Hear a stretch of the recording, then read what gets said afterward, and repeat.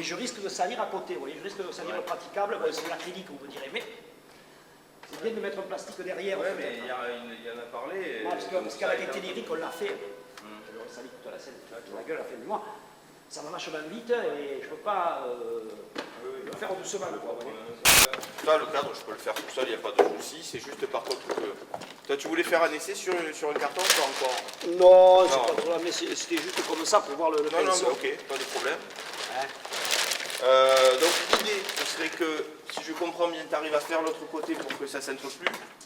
Ouais, je vais me démerder. Là, essaye de me faire le scotch. Là.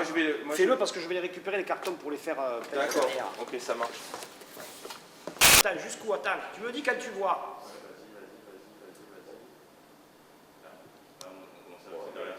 C'est là. Là, on voit là. Là, c'est bien. Bon. Tu peux mettre un morceau de scotch là et là? Ouais, bien sûr. Pour moi, c'est clair.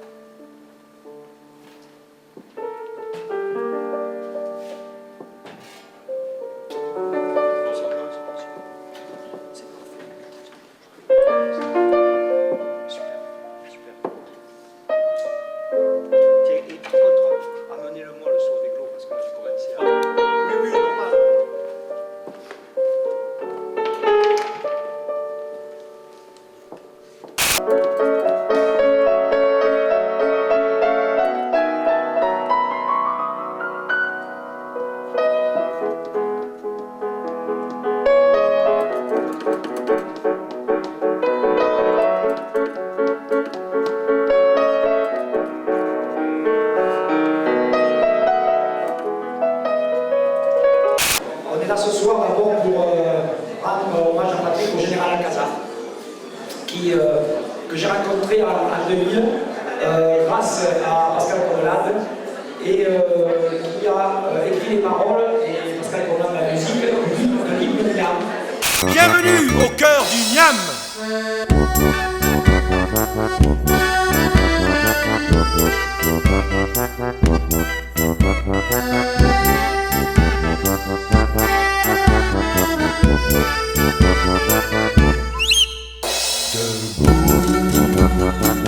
Donc je suis aussi très heureux que Sophie Dubois nous ait aidé pour présenter la collection d'art modeste que le général Alcazar faisait depuis longtemps d'ailleurs, parce que je lui avais d'ailleurs donné une sirène de Mexico, je me souviens, en 2000 ou en 2002. Voilà, et donc je suis très heureux qu'on en parle comme de quelqu'un de vivant, c'est quelqu'un de très important pour moi dans la musique, ce qui s'est passé. Et on a eu à l'honneur en scène d'accueillir Montpellier, puisqu'il a passé les dernières années à scène. Voilà.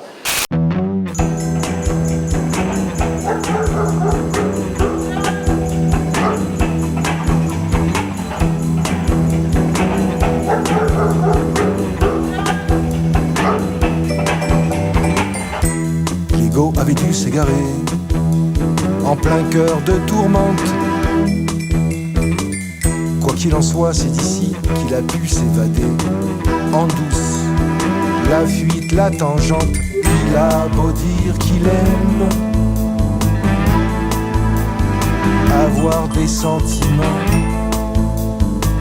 il est toujours le même à toute heure et tout instant.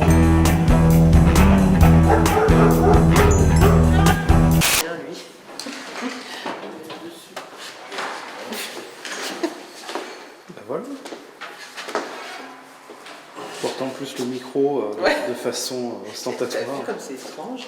Oui. Hein Oui, la façon. Oui, le micro comme ça, ouais, c'est vrai que c'est très très. Si tu regardes vite, tu peux avoir un doute, quoi. Le do dièse, il n'y avait pas. Ah, c'était ça. C'était ça. Mais hier, on l'a fait, celui-là. Et ça allait très Non, bien. mais hier. Mais tu m'avais pas donné les bons accords. Sur un do mineur dièse.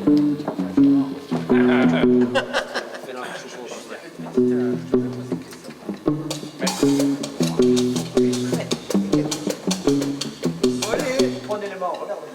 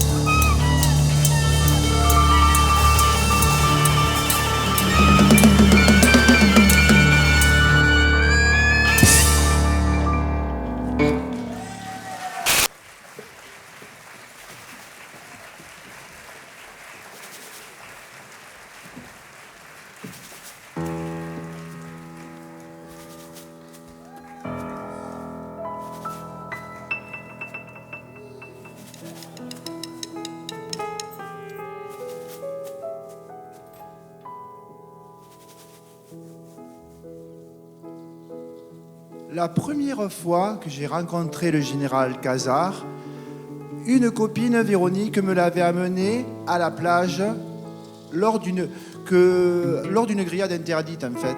Parce qu'il faut que je vous dise que moi, j'organise des grillades interdites à la plage. En fait, c'est pour avoir les mêmes sensations qu'avant. C'est-à-dire que mon père, ça a été le dernier pêcheur de traîne. Donc, on restait 3 mois à la plage. Et la deuxième raison, c'est pour servir comme des princesses les filles qui viennent à ces grillades. Et la troisième raison, c'est que ces filles, elles ont eu des enfants avec mes amis. Et ces enfants, quand je leur pose les questions s'ils feront encore des grillades dans le futur, ils me répondent oui. Donc c'est très bien parce que lors d'une grillade interdite dans le futur, un ou une des convives va trouver l'idée pour que la France et le monde acceptent l'indépendance du quartier haut sans que le sang coule.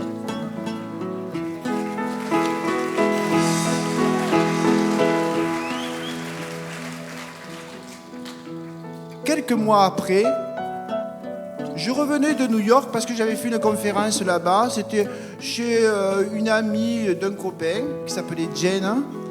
Donc j'avais fait une conférence d'appartement. Et je suis revenu à 7 et j'étais à mon atelier. Et d'un seul coup, ça sonne.